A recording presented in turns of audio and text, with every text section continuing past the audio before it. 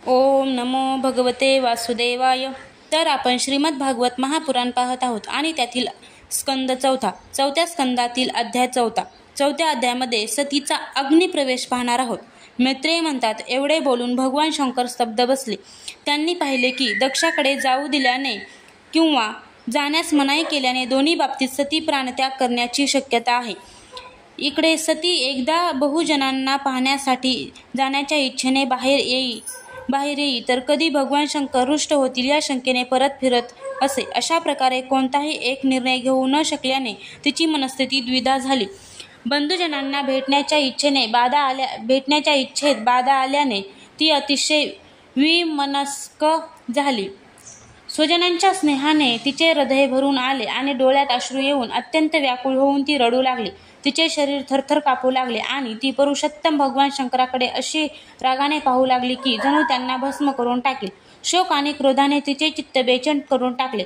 स्त्री स्वभावानुसार तिची बुद्धी चालेनाशी झाली. ज्यांनी प्रेमाने आपले अर्धे अंग तिला दिले होते त्या सत्पुरुषांना प्रिय असलेल्या भगवान शंकरांना सोडून सुस्कारे टाकीत ती आपल्या मातापित्यांच्या घरी निघाली. सती तावातावाने एकटीच निघालेली पाहून श्री महादेवांचे मनोगत ओळखून मणिमान मध इत्यादी हजारो शिवगण नंदीला पुढे घालून आणि यक्षांना बरोबर घेऊन मोठ्या वेगाने निर्भयपणे तिच्या पाठोपाठ निघाले. त्यांनी सतीलाच नंदीवर बसविले. मैना, चेंडू, आरसा आणि कमळ ह्या मनोरंजनाच्या वस्तू तिला दिल्या. शुभ्र छत्र, चांबरे, माळ इत्यादी राजचिन्हे बरोबर घेतली आणि नगारे, शंख, बासरी इत्यादी वाद्ये वाजवत ते तिच्याबरोबर चालू लागले. त्यानंतर सती यज्ञ मंडपात पोहोचली. तेथे मंत्रपठन करणाऱ्या ब्रह्मामध्ये मोठ्याने मंत्र म्हणण्याची जणू स्पर्धा लागली होती. सगळीकडे ब्रह्मर्षी आणि देव विराजमान झाले होते. तसेच इकडे तिकडे माती, लाकूड, लोखंड, सोने यांची पात्रे व दुर्भासने, हरिनाजिके इत्यादी आसने होती. तेथे पोचल्यावर पित्याने सतीची अवहेलना केली. हे पाहून यज्ञकर्त्या दक्षाच्या भीतीने सतीची माता आणि बहिणी शिवाय दुसऱ्या कोणीही तिचा आदर केला नाही.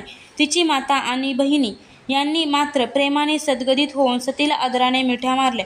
परंतु पित्याकडून अनादर झाल्यामुळे सतीने बहिणींनीही केलेला कुशल प्रश्नसहित प्रेमपूर्ण वार्तालाप, माता आणि मावशा यांनी सन्मानपूर्वक दिलेल्या भेटी तसेच सुंदर आसन इत्यादींचा स्वीकार केला नाही.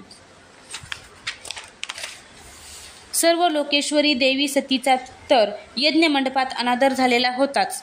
तिला असेही दिसले की त्या यज्ञात भगवान शंकराच्या साठी यज्ञभाग न देऊन तिच्या वडिलांनी त्यांचा अपमान केलेला आहे. हे पाहून तिच्या अंगाचा तिळपापड झाला. त्यावेळी असे वाटत होते की ती आपल्या रागाने संपूर्ण लोक भस्म करून टाकेल. कर्ममार्गाच्या अभ्यासामुळे गर्व झालेला दक्ष शंकराचा द्वेष करीत आहे असे पाहून भूतगण त्याला मारण्यासाठी उद्युक्त झाले. तेव्हा सतीने त्यांना आपल्या प्रभावाने आवरले आणि सर्वांच्या समक्ष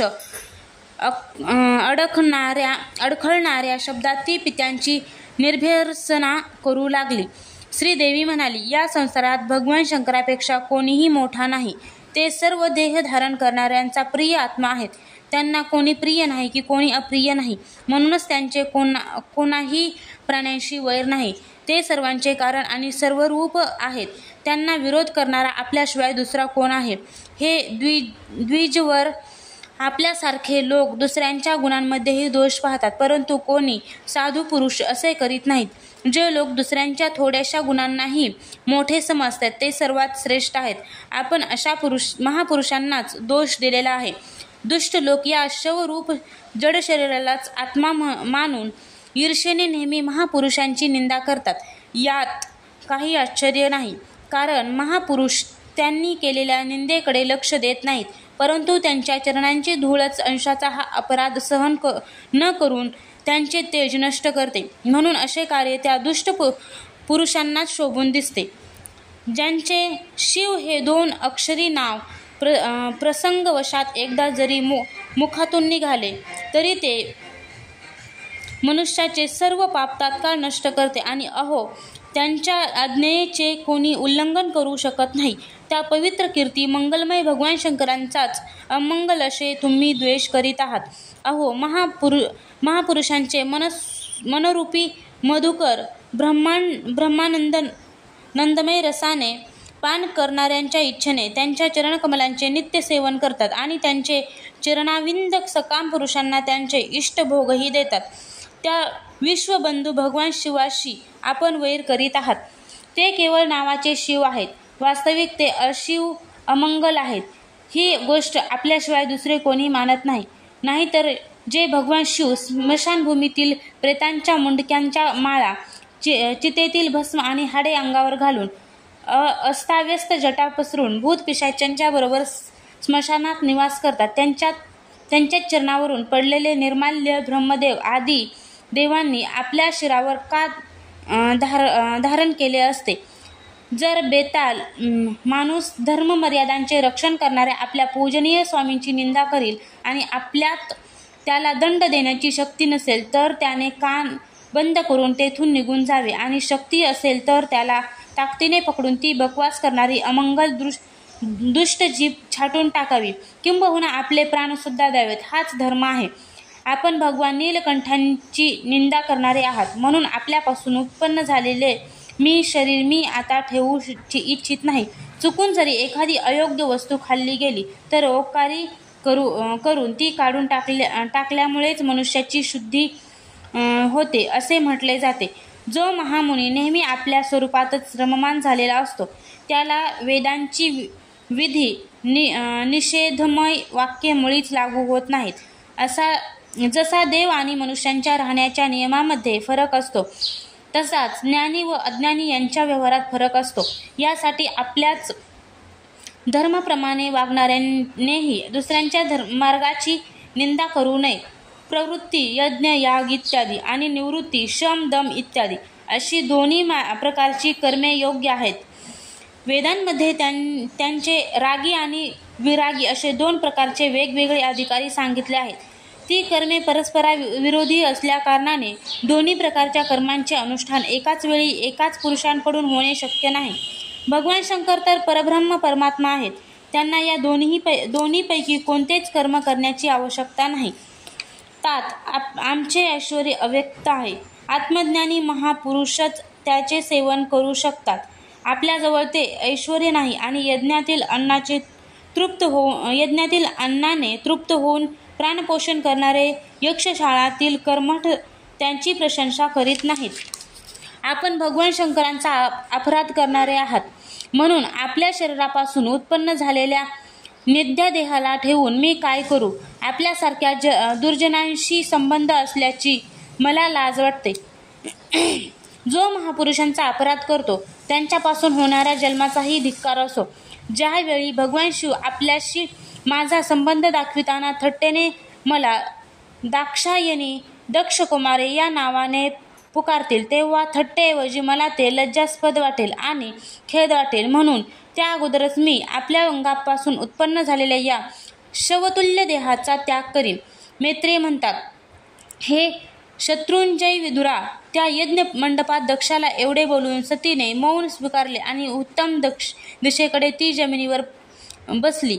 पिवळे वस्त्र परिधान केलेल्या तिने आचमन करून डोळे बंद करून ती योग मार्गात प्रविष्ट झाली. तिने आसन स्थिर करून प्राणायामाने प्राण आणि अपमानाला एकरूप करून नाभीचक्रामध्ये स्थिर केले. नंतर उदान वायूला नाभीचक्रातून वर आणून हळूहळू बुद्धीसह हृदयात स्थापन केले.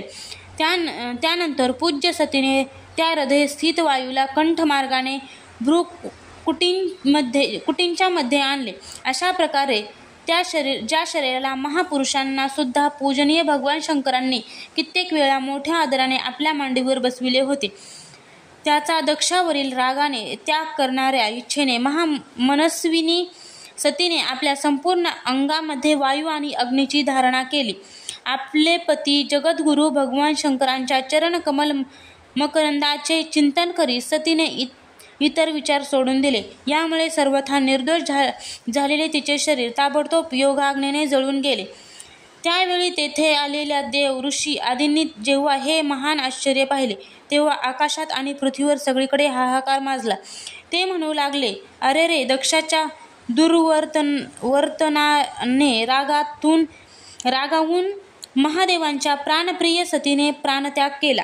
पहा ना, सर्व चराचरात जीव या दक्ष प्रजापतींचीच संताने आहेत, तरीसुद्धा याने केवळ दुष्कर्म केले. याची कन्या शुद्ध हृदया सती नेहमीच सन्मानासाठी पात्र होती, परंतु याने तिचा अनादर केल्यामुळे तिने प्राणाचा त्याग केला. हा फारच अहंकारी आणि ब्रह्मद्रोही असल्याने याची सगळीकडे मोठीच अपकीर्ती होईल. जेव्हा याची कन्या याने केलेल्या अपराधामुळे प्राणत्याग कराव्यास तयार झाली, तेव्हा सुद्धा शंकराचा द्रोह करणाऱ्या याने तिला अडविले नाही. ज्यावेळी सर्व लोक असे बोलत होते की त्याच वेळी शंकराचे गण सतीचा हा अद्भुत प्राणत्याग पाहून शस्त्रास्त्रे घेऊन दक्षाला मारण्यासाठी उठून उभे राहिले. त्यांच्या आक्रमणाचा आवेश पाहून भगवान भृगूंनी यज्ञात विघ्न उत्पन्न करणाऱ्यांचा नाश करण्यासाठी अपहत्त रक्ष मंत्राचे उच्चारण करीत दक्षिणाग्नीमध्ये आहुती दिली. अध्वर्यू भृगूने आहुती टाकताच यज्ञ कुंडातून ऋभू नावाचे हजारो तेजस्वी देव प्रकट झाले. यांनी आपल्या तप प्रभावाने चंद्रलोक प्राप्त केला होता. त्या ब्रह्मतेज संपन्न देवतांनी जळत्या लाकंडानिशी जेव्हा आक्रमण केले, तेव्हा सर्व गुह्यक आणि प्रमथकगण इस्तस्त पळाले. अध्याय 4